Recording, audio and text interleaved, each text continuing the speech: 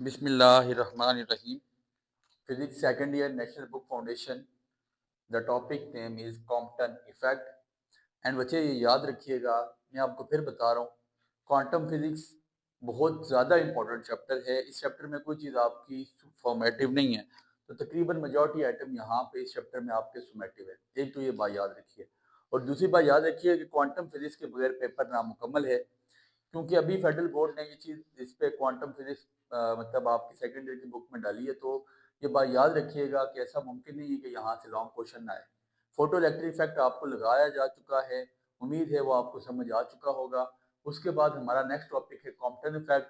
तो मैं आपको एक मजे की बात बताऊँ, photo electric effect, Compton effect, pair production, ये तीन ऐसे टॉपिक्स हैं जिनके बगैर पेपर नामुकम्मल होगा, ये कंफर्म बता रहा हूँ। ठीक है, कॉम्पटन इफेक्ट हमने पढ़ लिया, बहुत इजी सा टॉपिक था, उसमें कोई मुश्किल चीज़ नहीं थी कि हमने एक फोटॉन को हिट करवाया, जब उसको हिट करवाया तो वहाँ से वो इलेक्ट्रॉन लेके आ गया, और इलेक्ट्रॉन आगे हमने पूरा एक वो बना के बता दिया था आपको, पूरी एक कंस्ट्रक्शन थी उसकी। ये क्या है कॉम्पटन, नाम पे किसके रखा गया? सबसे पहले छोटी सी डेफिनेशन, चार बातें थ्योरी की, फिर डायग्राम, और फिर इंशाल्लाह इसको मैथमेटिकल फॉर्म करके वाइंड अप कर लेंगे। बहुत इंपॉर्टेंट चीज़ है, जरा गौर कीजिएगा, डेफिनेशन लिखिएगा। The wavelength of scattered X rays, सारी बात समझाई जाएगी, जो थ्योरी के पॉइंट्स हैं वो आप लिख लें तो बेहतर है।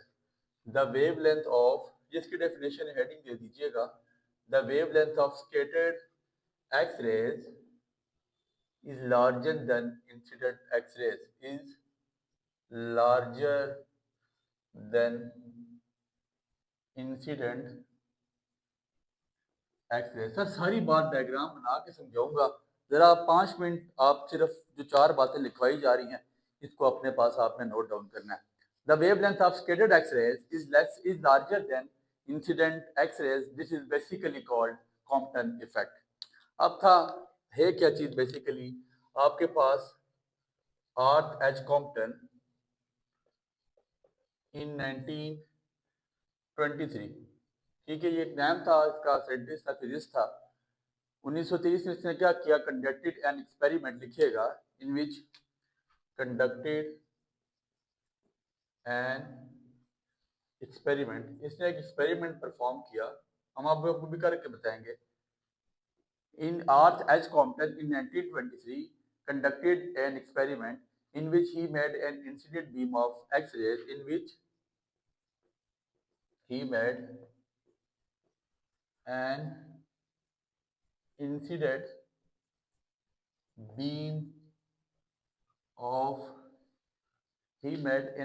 beam of X-rays, बस थोड़ी सा थ्योरी है बच्चे, of wavelength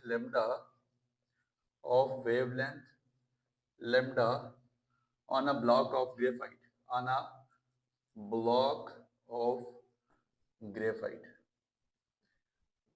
ठीक है, समझाते हैं आपको, बस परेशान नहीं होना। क्या किया, आर्थ एच कॉम्पटन ने 1923 में एक एक्सपेरिमेंट परफॉर्म किया, जिसमें उसने इंसिडेंट बीम ऑफ लाइट को एक्सरेज की हिट करवाया, जिस पे ब्लॉक ऑफ ग्रेफाइट पे। He found that the scatter X rays, he found that, उसने क्या चीज ऑब्जर्व की, he found that the scattered X rays have, क्या स्कैटर्ड एक्सरेज ने क्या किया, he found that the scatter X rays had a slightly larger wavelength than the incident rays। सारी बात खत्म, than the incident rays। ठीक हो गया, अब मेरी बात पे जरा गौर करेंगे बच्चे, डायग्राम बना के बताऊंगा और कहानी यहाँ पे ही खत्म हो जाती है, अगर आपको डायग्राम अच्छी करके समझ आ जाए तो। ये आपके पास एक ब्लॉक ऑफ ग्रेफाइट है, इस पे मैं फर्ज कर लेता हूँ यहाँ पे एक इलेक्ट्रॉन प्रेस पे पड़ा हुआ है, नेगेटिव चार्ज डाल दिया, यहाँ से उसने बीम ऑफ लाइट या फोटोन आप कह दें, आपकी मर्जी है, उसने इस पे इसको हिट करवाया। क्या किया, हिट करवाया। क्या कहता है, the wavelength of scattered X rays is larger than the incident, ये बात बताते हैं, in which he made an incident beam of X rays of wavelength lambda. ये आपके पास जो एक्स रेज है, बेसिकली इंसिडेंट एक्स रेज लिख लें, ये इसका क्या नाम लिखें, इंसिडेंट एक्स रेज। वो रेज जो जाके किसी ग्रेफाइट आपके उस पे ब्लॉक ऑफ ग्रेफाइट पे हिट होंगी, ऑफ कोर्स एटम मौजूद होंगे तो वहां पे इलेक्ट्रॉन भी पाया जाएगा। ही found that the scattered X-rays have slightly larger wavelength. फिर उसने देखा, क्या देखा? उसने देखा कि यहाँ से कुछ आपके पास जो है लाइट ऐसे जो है ना, क्या किया, वो स्कैटर्ड होगी, फैल गई। और इंसिडेंट एक्सरेज के बाद दूसरी जो आपके पास एक्सरेज बनी, उसको उसने क्या नाम दे दिया? स्कैटर्ड एक्सरेज का। स्कैटर्ड, फैलने वाली स्कैटर्ड एक्सरेज। अब लाजमी नहीं है कि एक ही डायरेक्शन में जाएगी, मैंने कुछ एंगल बना दिया, ये जाहिर सी बात है हर जगह जाके इसने फैलना है। ये स्कैटर्ड एक्सरेज है। उसने ये ऑब्जर्व की जो इनके दरमियान की वेवलेंथ है, इंसिडेंट रेज की वेवलेंथ जो लैम्ब्डा है इंसिडेंट रेज के दरमियान की, वो जब उसने लाइट को हिट करवाया ग्रेफाइट पे, वहां से जब वो इलेक्ट्रॉन पे हिट हुई, इलेक्ट्रॉन में रेस्ट में था, तो उसने देखा जो लाइट यहाँ से निकल के गई है, जो लाइट यहाँ से निकल के गई है, उसने क्या किया? एनर्जी और मोमेंटम को कंजर्व किया और यहाँ से एक स्कैटर्ड होगी, फैल गई। और जब स्कैटर्ड हुई तो उसका लेमडा या उसका जो वेवलेंथ थी इस इंसिडेंट रे से ज्यादा थी। फिर सुने, कॉम्पटन साहब ने क्या किया? उसने एक ब्लॉक ऑफ ग्रेफाइट पे इंसिडेंट रे या एक्स रेज को हिट करवाया। जब उसने देखा जितनी वेवलेंथ से उसने लाइट को हिट करवा, जितनी उसने वेवलेंथ से जो उसने लाइट इंसिडेंट रेज थी उसको हिट करवाया, तो जो उधर से निकलने वाली स्कैटर्ड लाइट थी या स्कैटर्ड एक्स रेज थी, उसका वेवलेंथ, उसका लेमडा ज्यादा था as compare to incident rays. अब वो परेशान, यहाँ पे सामने एक उसने स्क्रीन लगाई हुई है और वहां पे ये आप इसको कुछ भी कह सकते हैं, ये लाजमी याद रखिएगा, बहुत इंपॉर्टेंट है। इस स्क्रीन को आप डिटेक्टर का नाम देते हैं तो ज़्यादा बेहतर है। जो डिटेक्टर क्या कर सकता है? इसकी वेवलेंथ को डिटेक्ट कर सकता है। उसको तो पता है, ज़ाहिर सी बात, इंसिडेंट रेज उसने खुद ही डिटेक्ट मतलब हिट करवाई हैं, तो निकलने वाली जो स्कैटर रेट हैं वो यहाँ पे डिटेक्टर उसको डिटेक्ट कर सकता है। और डिटेक्टर डिटेक्ट कैसे करेगा? ठीक है, मुख्तलिफ उसके, अब यहाँ पे देखें, अब लाजमी नहीं है कि ये लाइट, ये जो निकलने वाली एक्सरेज है सिर्फ स्कैटर्ड एक्सरेज इसी तरफ जाएंगी, नहीं, ये किसी तरफ भी जाती हैं। तो जितना अब आप ये देखें कि इसकी जो मेन पॉइंट था वो ये था, जो मेन आपके पास लाइन है टकरने वाली वो ये थी। तो यहाँ से यहाँ तक का बनने वाला एंगल क्या है? थीटा। बात को समझिएगा, यहाँ से यहाँ तक बनने वाला एंगल थीटा है। और जितना थीटा ज्यादा होगा उतनी वेवलेंथ आपके पास ज्यादा होगी, क्योंकि ये लूजली लूजली बॉन्ड इलेक्ट्रॉन था। लूजली बॉन्ड इलेक्ट्रॉन होने की वजह से फौरन ही स्कैटरिंग होगी, ठीक है। और कुछ इलेक्ट्रॉन यहाँ से आप देखें इस डायरेक्शन में रिकॉइल बैक हो गया, ठीक है। इधर आपकी बुक ने डायग्राम बनाई हुई है तो आप इसको रिकॉइल रिकॉइल इलेक्ट्रॉन लिख लें, ज़्यादा बेहतर है। ये आप क्या लिख लीजिएगा? रिकॉइल इलेक्ट्रॉन, ठीक हो गया। उसने क्या बोला? दोबारा सुनने, 1923 में एक एक्सपेरिमेंट परफॉर्म किया जिसमें उसने इंसिडेंट बीम ऑफ लाइट को हिट करवाया, किस पे? बीम ऑफ एक्स रेज को उसने हिट करवाया ग्रेफाइट पे, और उसने देखा कि स्कैटर्ड एक्स रेज की वेवलेंथ ज्यादा है। और उसने, ये तो आपको भी पता है, energy is inversely proportional to lambda या वेवलेंथ। तो जितनी जितनी जितनी वेवलेंथ आपके पास ज्यादा होगी, एनर्जी उतनी कम होगी। तो उसको एक बात समझ आ गई कि भाई साहब जब हम इसको हिट करवाते हैं तो एनर्जी अब्जॉर्ब होती है, एनर्जी कंजर्व होती है in the form of momentum. मतलब एनर्जी कंजर्व होती है, जब एनर्जी कंजर्व होती है तो मोमेंटम, बॉडी जब मूवमेंट करती है, the product of mass and velocity is called momentum. तो जब बॉडी मूवमेंट करती है तो क्या होता है? उसकी वेवलेंथ बढ़ जाती है। तो आपको यहाँ पे जितनी एनर्जी कम होगी, वेवलेंथ उतनी ज्यादा, जितनी वेवलेंथ ज्यादा होगी उतनी आपके पास, जितनी एनर्जी ज्यादा होगी उतनी वेवलेंथ कम होगी। तो यहाँ पे उसने देखी कि जो निकलने वाला इलेक्ट्रॉन है उसकी एनर्जी तो कम हो गई है, लेकिन उसका वेवलेंथ, उसका लेमडा बढ़ चुका है, ठीक हो गया। लिखिएगा इतनी बात, energy and momentum, energy and momentum of scattered excess decreases, energy and momentum of scattered, निकलने वाली जो आपके पास एक्सरेज हैं, energy and momentum of scattered X rays decreases, कम हो चुकी हैं। सो क्या वजह है? सो लेमडा इंक्रीजेस, जिसकी वजह से आपका क्या हुआ है? वेवलेंथ बढ़ चुकी है, ठीक हो गया। अब वेवलेंथ के बढ़ने को एक टर्मिनोलॉजी आपकी किताब इस्तेमाल करती है, द चेंज इन वेवलेंथ। ये डेफिनेशन लाजमी लिखी, शॉर्ट में आती है, the change in wavelength delta lambda between incident X-rays and scattered X-rays called Compton shift. इसको क्या नाम दिया जाता है? Compton shift. ठीक हो गया। फर्ज करते हैं v is equal to F lambda and lambda is equal to v over F. तो आपके पास फर्ज करते हैं, मैं मिसाल देता हूँ, आपके पास क्या है, यहाँ पे इसकी लैम्डा 5 मीटर है, इसकी वेवलेंथ लैम्डा इसका 5 मीटर है। और जब आपने लाइट हिट मतलब स्कैटर्ड इंसिडेंट लाइट जब इस पे हिट हुई, स्कैटर्ड लाइट का जो आपके पास लैम्डा आ गया, जो वेवलेंथ आ गई वो 7 आ गई। तो डेल्टा लैम्डा मतलब डेल्टा लैम्डा किसके इक्वल हो जाएगा? डेल्टा स्कैटर्ड एस छोटा सा डारो माइनस डेल्टा आई इंसिडेंट का। फॉर एग्जांपल ये 7 है तो ये 5 7 minus 2 which is equal to 2। तो change in lambda, change in wavelength कितना आया? 2 मीटर का आप कुछ भी कह सकते हैं। तो 2 मीटर का जो आपके पास चेंज इन वेवलेंथ आया, ये 2 मीटर का आपके पास जो चेंज आया है, इसको हम नाम दे सकते हैं इसका कॉम्पटन शिफ्ट का। ये बेसिकली आपके पास कॉम्पटन शिफ्ट कहलाता है। अब इसके बाद इसी के साथ हमारी छोटी सी डेरिवेशन है इसकी। पूरी प्रॉपर डेरिवेशन तो हम इसकी नहीं परफॉर्म करेंगे, क्योंकि प्रॉपर डेरिवेशन इसकी आपके पास सेकंड ईयर की उसकी बीएस लेवल की डेरिवेशन है। तो जो आपकी बुक ने लिखी हुई है, मैं भी कोशिश करूंगा थोड़ा सा 4 स्टेप एक्स्ट्रा करवा दूं, बट बुक का दामन ना छोड़ूं तो ज़्यादा बेहतर है। बुक को अवॉइड ना करूं, क्योंकि ज़्यादा चीज़ें आपको बीएस लेवल की ना पढ़ाई जाएँ। अगर बोर्ड ने आपके लिए आसानी कर दी है, नेशनल बुक फाउंडेशन ने आसानी की है, तो मैं भी कोशिश करूंगा कि आपको वही चीज़ बताई जाए जहाँ से चलें। ऐसे लो बेस्ट क्वेश्चन तो आप लोग कर लें, लेकिन कुछ एक्स्ट्रा चीज़ आप ना करें, ज़्यादा बेहतर रहेगा। अब जो हमने स्टार्ट में डायग्राम बनाए थे, हम इसकी डेरिवेशन के लिए उस डायग्राम को दोबारा बनाते हैं। ये आप देखें, ये आपके पास इंसिडेंट एक्सरे है, ये जाके इलेक्ट्रॉन को टकराई। मेरी बात समझिएगा, बस अभी सारी बात खत्म हो रही है। ये जाके ये डायग्राम समझेंगे तो आपको कहानी फौरन समझ आ जाएगी। ये जाके इलेक्ट्रॉन पे टकराई तो यहाँ से ये स्कैटर्ड होगी, स्कैटर्ड होते होते फॉर एग्जांपल यहाँ तक चलेगी। ऐसे ही है सर। अब मेरी बात पे जरा गौर करना, और इलेक्ट्रॉन रिकाइल होकर लीनियर फॉर्म में नीचे आ गए। ठीक हो गया जरा, ये मोमेंटम लेके जाएगी सर, ये बड़ी गौर तलब बात है, इस पर आपने गौर करना है। ठीक है। अब इसकी जो एनर्जी है ना, बेसिकली ये आपने दो बातें लिखनी है। यहाँ पे एनर्जी किसकी इक्वल हो जाएगी? एच एफ की। एनर्जी ऑफ किसकी?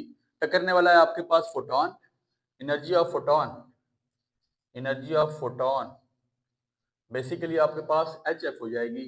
और मोमेंटम जिससे ये आगे ट्रांसफर हो रही है, ठीक हो गया, वो आपके पास एच एफ अवर आपके पास सी आ जाता है, एच एफ अवर सी। तो मेरी बात पे जरा पहले आपने गौर करना है। सारी बात हम पढ़ के आ चुके हैं, नई चीज नहीं है। डेरिवेशन पे मेरी तरफ आपने देखना है। ठीक हो गया। ये जो एनर्जी कैरी करती है उसका नाम क्या है? H F. जरा यहाँ पे गौर करना बच्चे। अब ये जब यहाँ से स्कैटर्ड होके जाएगी, इसके पास सिर्फ एनर्जी नहीं होगी, इसके पास मोमेंटम भी होगा। तो हम क्या लिखेंगे? एच एफ प्राइम ओवर सी। प्राइम क्यों डाला? प्राइम डालने का मकसद क्या है? क्योंकि इसकी एक फ्रीक्वेंसी तब्दील हो चुकी है, वो आपको रिलेशन सारा बखूबी पता है, उसमें कोई इतनी परेशानी वाली बात नहीं है। अब होना ये चाहिए था कि ये स्ट्रेट लाइन में ऐसे अगर लीनियर फॉर्म में जाता तो ऐसे जाता। तो मैं यहाँ पे इसको इसके कंपोनेंट्स में तोड़ दूंगा। कंपोनेंट्स में तोड़ने के लिए एक होता है एक्स कंपोनेंट और एक होता है वाई कंपोनेंट। अगर ये डायग्राम हम देखें तो हमें रेजोल्यूशन ऑफ फोर्स याद आ रहा होगा, और रेजोल्यूशन ऑफ फोर्स में हमें पता है इसका मोमेंटम जो आपके पास वाई एक्सिस में एच एफ प्राइम ओवर सी।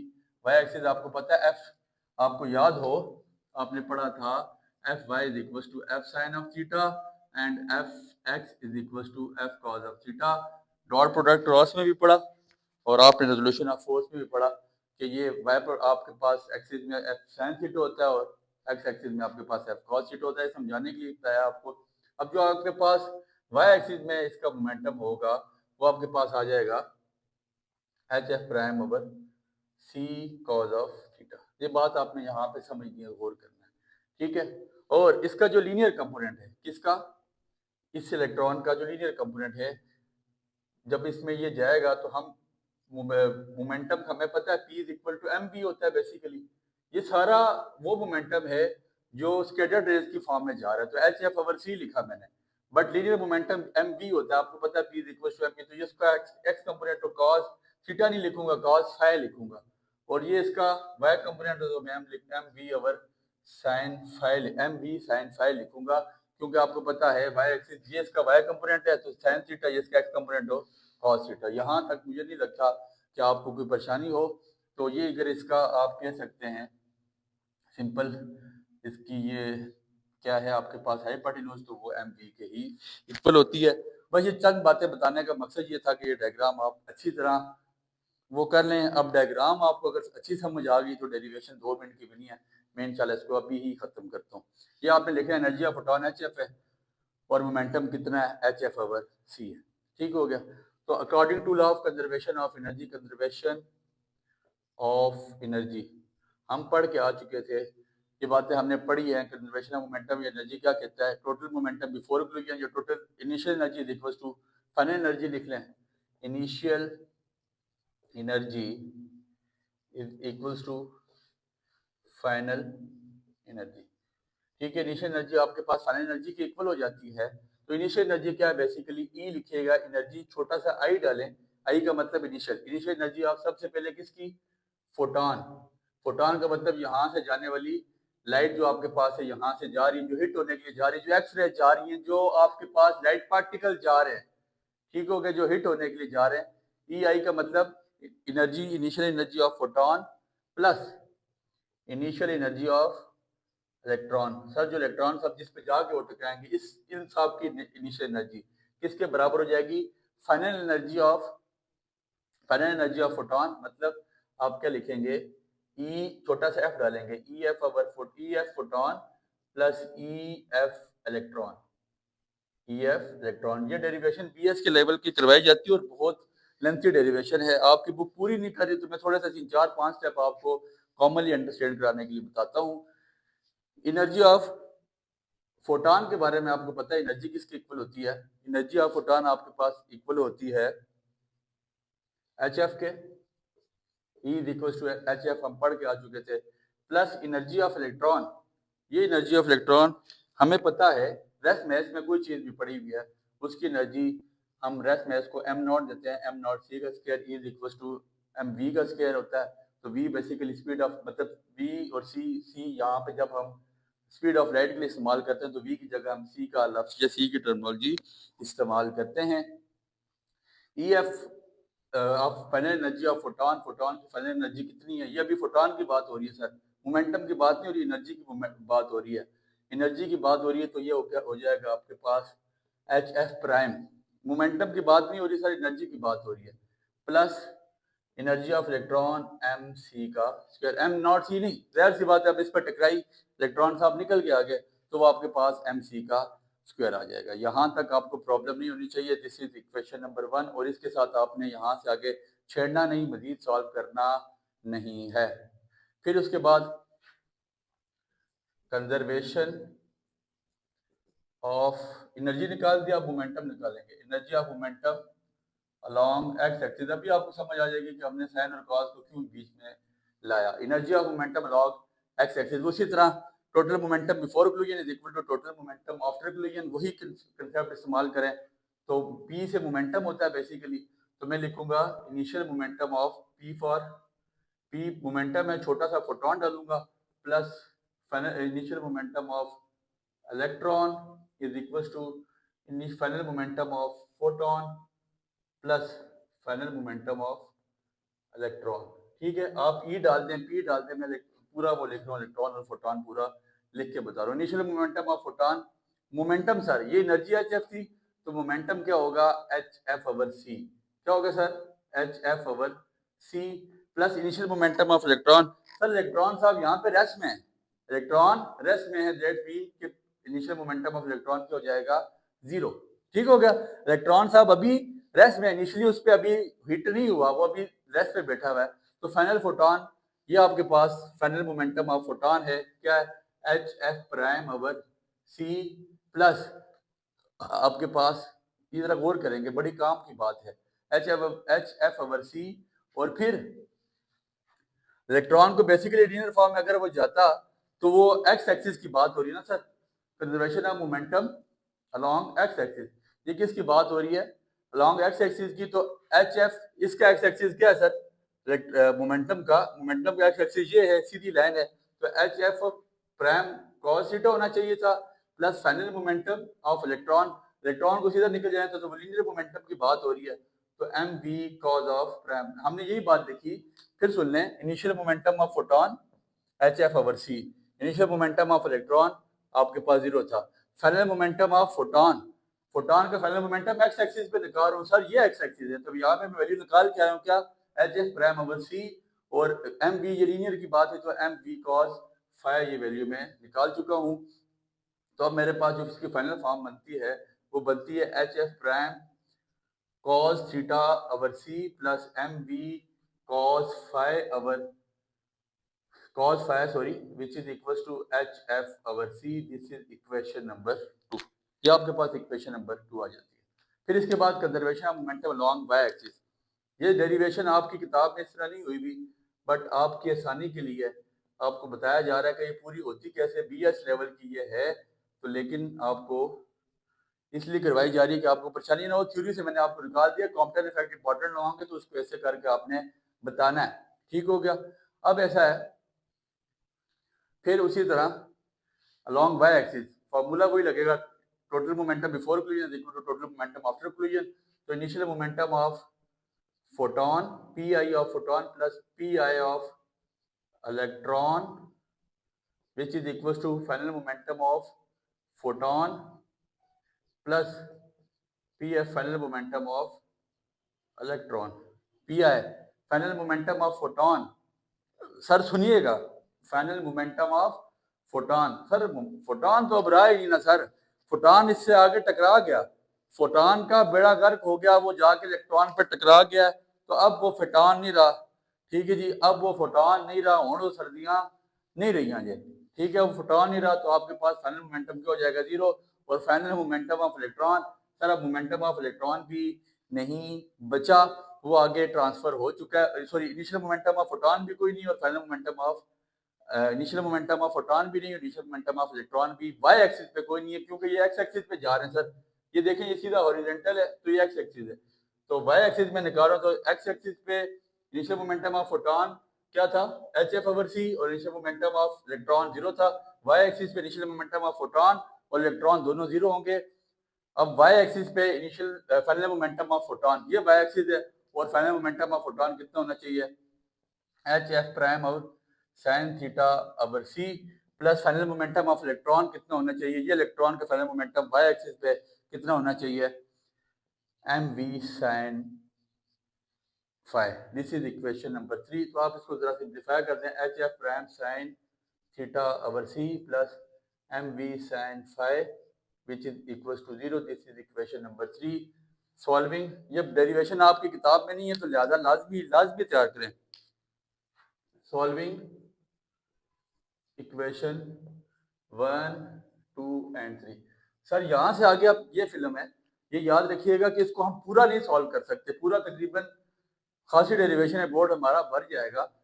कम अज कम फिर ये है कि आपके लेवल पे वो नहीं है, तो इसलिए हम इसका फाइनल रिजल्ट लिखते हैं। तो इसका फाइनल रिजल्ट आपकी किताब निकाल रही है, इसको पूरा सॉल्व नहीं करते। अब इसका जो आपकी किताब पूरा फाइनल रिजल्ट निकाल दी है, हम उसको लिखते हैं जो इक्वेशन सारी सॉल्व हो के। अब यहाँ पे ऐसा होगा, पहले मतलब हमें पता है v is equal to F lambda, तो यहाँ से एफ किसके इक्वल आ जाएगा? v by lambda. फिर वहां से पहले फ्रीक्वेंसीज निकलेंगी, फ्रीक्वेंसी की जगह हम v ओवर लेमडा पुट करेंगे, फिर चेंज इन लेमडा निकालेंगे। तो डायरेक्टली हम जो हमने निकालना क्या? Compton shift. हमने वो चीज निकालनी जितना वेवलेंथ में तब्दीली आई। कॉम्पटन इफेक्ट बेसिकली उस गरीब ने बनाया इसीलिए है कि जो वेवलेंथ में तब्दीली आती है, जो कॉम्पटेंट शिफ्ट आता है, उसको हम कैसे निकाल सकते हैं। तो ये निकालने का मकसद बेसिकली डेल्टा लेमडा निकालना था। बस आप इसकी वैल्यू जुबानी याद रखें, तो ये आपके और मेरे लिए दोनों के मफाद में है।